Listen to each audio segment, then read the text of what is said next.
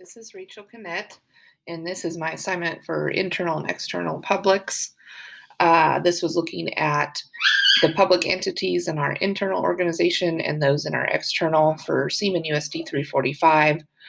I used the tool of Lucid Charts. It was the first time I've ever used something like this. In some aspects, it was easy, getting pictures and knowing what information I wanted to put on there. Getting it all on the page wasn't too difficult. I think when I went to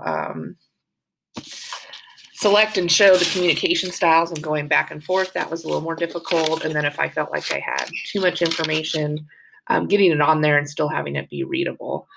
I do like the visual of it as something to look back on or to utilize in the future of how we do communicate between our internal constituents and our external constituents. I did define our internal as those that are our employees, our management. There's a high communication with these entities. They can be both formal and informal, and it just flows within the organization. For the external, I looked at this as the more formal communication.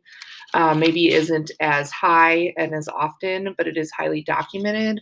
It is a good way for us to maintain relationships and exchange info with those outside our organization. And it flows in vast outside environment. With each of those entities on the internal side, we have our faculty and staff, our Board of Education, our district and building admin, our students, and then our support staff. And with all of those, they all communicate with each other back and forth. So that's showing that communication route there. Faculty and staff will often do this through emails, staff meetings. We have district staff development, phone calls. We have before and after school activities, evening activities. We have monthly PTOs, and we have weekly PLC meetings with other staff in our same departments across the district, as well as within our buildings themselves. Our Board of Education has monthly board meetings. Those are open to the public. They do send out emails. They do monthly tours of our buildings, and they do also attend some of our district PD and speak and talk with our staff. Our district and building admin communicate via email. We have staff meetings. We have monthly district level admin meetings where all of the district level meet on a regular basis. And then we also have building administration meetings where all the building leaders within the district meet monthly. And there is an element of written communication there. So we're not completely technology only. For our students, 4th through 12th grade have district email capability through our Google systems. We have class websites. We do face-to-face, of course, and then we have platforms such as Schoology, Seesaw, and Google, which allow us to communicate from kindergarten, even pre-K, up to 12th grade.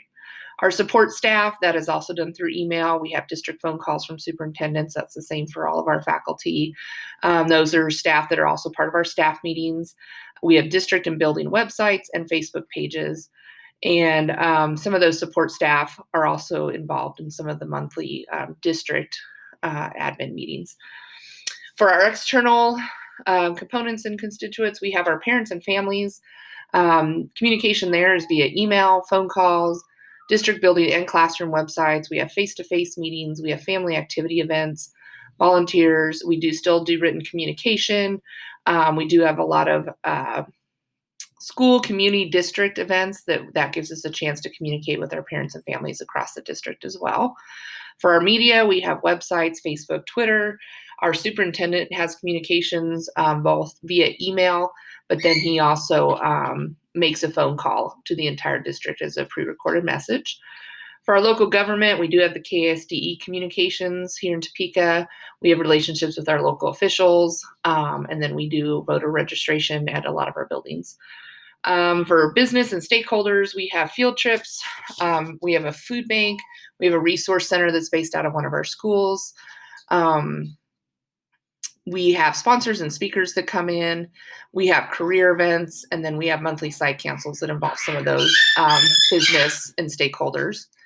For our community, we have the use of school facilities, we have fundraisers, we have sports events, media connections with our community, drama productions that are all open to our community. So in looking at the best two-way communication and which entities probably utilize that the most, I would say our faculty, our admin, our community, and our support staff and our families.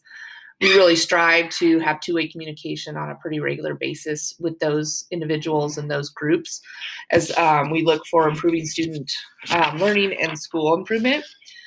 In terms of weak strengths, I would say that we are very good at communicating with our community. We are a smaller district in the Topeka area.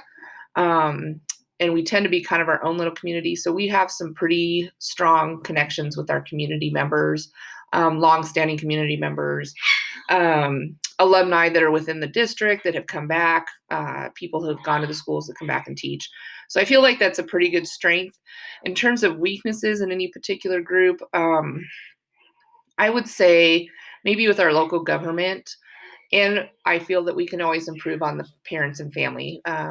We do have some Title I schools, and I know that sometimes what we feel is the best communication for the whole district might be missing some of those parents that don't have those same abilities to communicate and be involved in things. So remembering to continue to find ways to communicate and meet their needs and have them part of our community. And then probably our local government. We are still connected. We sit outside of the edge of the city of Topeka. So we tend to probably default to the government entities that are out in our area and struggle to remember to connect to the ones that are part of the city itself. In terms of critiquing my chart and my analysis of how my chart indicates which two publics and the support for student learning, I do like the presentation of it. I think it probably got a little busy with trying to show who communicates with who and where the two-way communication happens.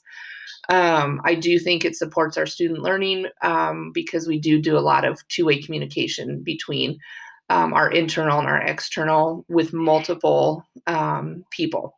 So we two-way communicate with our parents and families. Our media is pretty widespread, and we keep that pretty up to date. We do actually have a communication coordinator for our district that does a lot of that for us, of course. We do have a lot of local businesses and stakeholders that are part of our community, so we do communicate and do things with them often between fundraisers and having them on our building site council teams and even our district leadership teams. And then our community, we have a lot of community sports events and teams and events that come in and use our buildings. So I feel like that's pretty good support for our students and connects the families to our buildings, even if it's not always the academic portion of it. I think it allows for some comfort and some community relations just amongst families and not always between just the school and the family. I enjoyed doing this assignment. It was a little time consuming at first, but I think once I got the hang of the chart and how to do it, it went a little quicker. And it was really nice to see how well we are doing in some areas and also see where we can improve. I believe that's it. And I will continue to enjoy learning more about how we communicate in our organization and with outside organizations. All right. Thank you.